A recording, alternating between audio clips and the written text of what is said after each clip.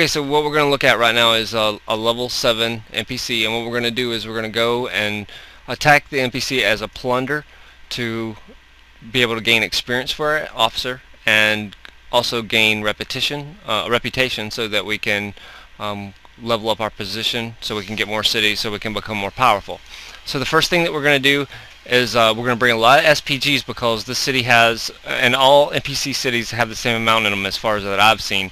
But this NPC city has a lot of airplanes and bombers, and the best thing to kill those with are the SPGs. And for a level 7 city, you can take from 6,000 to 8,000 SPGs depending on how good your firepower is and how good basically your techs overall. We're also going to bring some rockets, and that's to kill the mobilized units that are going to be coming at us. And we're not going to even let them get close to our ranged units. So I'm going to bring here 100 heavy tanks, and the reason I'm going to do that is because they're going to offer blockage if the enemy happens to do an overwhelming attack. And if you look inside of your attack reports, you'll see that oftentimes bombers and really high numbers of ranged attackers will do overwhelming attacks. I'm bringing one of every other unit that I have available. I don't have planes yet. I do have bombers and scouts, and these are key in being able to do this. And then we're going to choose a good officer that has a good military, and we're going to dispatch them, and they will arrive in just a moment, and we'll take a look at the battle. Also, what I want to show you here for a second is in the military section. If you look at the technologies that I've leveled up firepower to level 7, and that is given a really good offensive attack. So that's one of the reasons that my range units can do so much damage to these NPC units.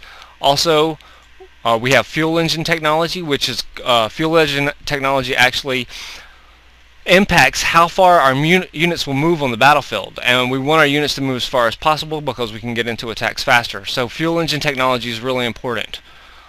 The other one that's really important is ballistics, because ballistics, we're using ranged units a lot, and our rockets are going to be hitting those tanks that are coming our way, and the farther out that we can start hitting them, the better off we are. Also, we need to range more than the enemy's ranged units. If his rockets hit my rockets first, that'll dispel disaster for my units. So ballistics is very important, and you'll notice I have all 3 of those to level 7.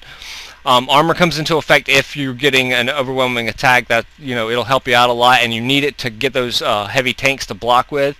I do recommend that you use the blockers. I've done this without any blocking before, with like heavy tanks up to 100 units.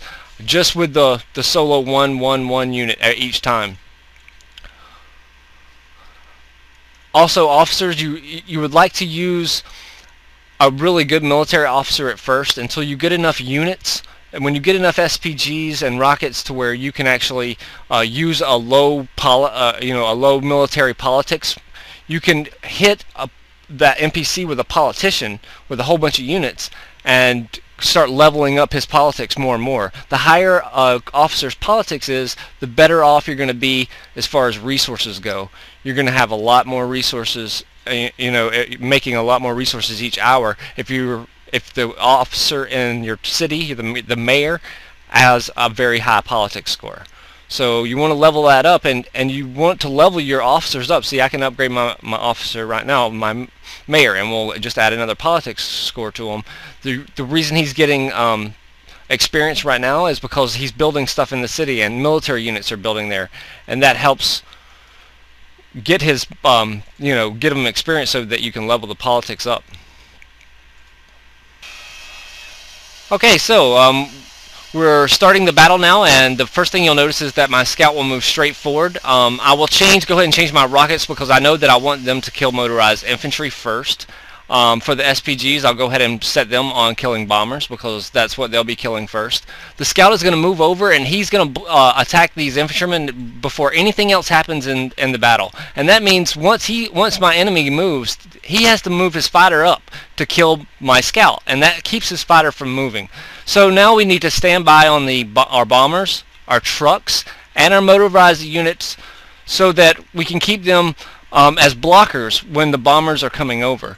So we'll let those stay, and we'll let the next round move forward. All of my other units will continue to move forward, and all the fire is being focused on the bombers, and the motorized infantry is where the rockets are hitting right now. Okay, now we're going to go ahead and stop the armor cars. Our light tanks will stop. Our heavy tanks will stop. And then the bombers will stop, and also the rockets will stop. And the reason this is because we just want to set up our blockers. We don't want to get too awful close.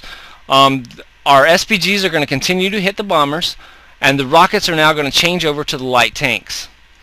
I'm not worried about the fighters yet, and sometimes I'll get a massive hit that helps me kill the fighters off at the same time.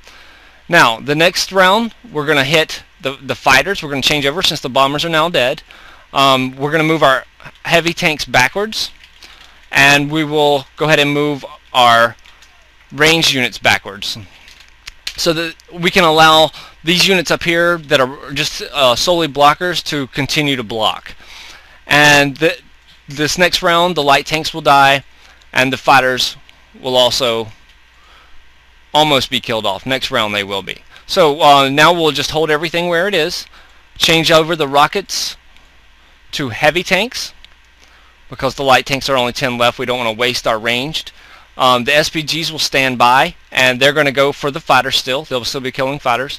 The heavy tanks will also stand by, and they'll just work as a blocker from here on out. And the truck infantry and AC that's left, they'll from here on out, there's no chance. We'll just change over to heavy tanks. Except the rockets. The rockets will kill rockets. This is what I'm talking about when you know that you don't want the enemy to have longer range than you, because if he does, he'll start killing off your units with his range before you can kill his ranged off. So you've got to make sure that you have a longer range, and this comes very important in other parts of the game as well.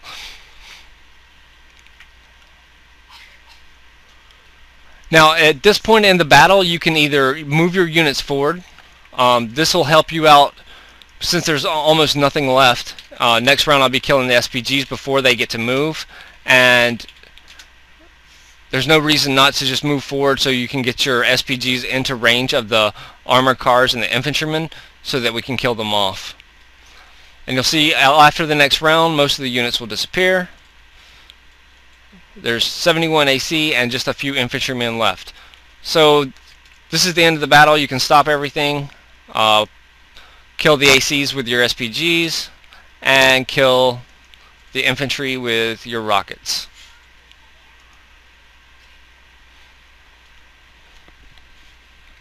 Now I want you to notice on the battle report here how each time after we blocked the fighter planes, each time you'll see that the rockets are going to hit the bombers even though we have the motorized infantry selected, because the motorized infantry were not in range of the rockets yet. So it'll just hit the closest thing that's to it.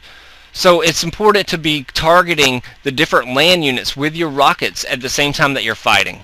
That way you know that you're going to get a hit on the planes no matter what, but you're also getting your full attack going as soon as a target is in range. And okay, so here's what we gained from the NPC attack. Plunder report. We don't get any resources. We lost 22 heavy tanks, and most of that came from moving the heavy tanks forward on the second round. If you can keep the heavy tank defending on the first round, you just put it in defense after it moves up once. That'll just keep those 22 from coming through. But it's still not bad. We lost 22 units and we gained 4,244 reputation and 10,754 officer experience. Okay, that's it. Thank you.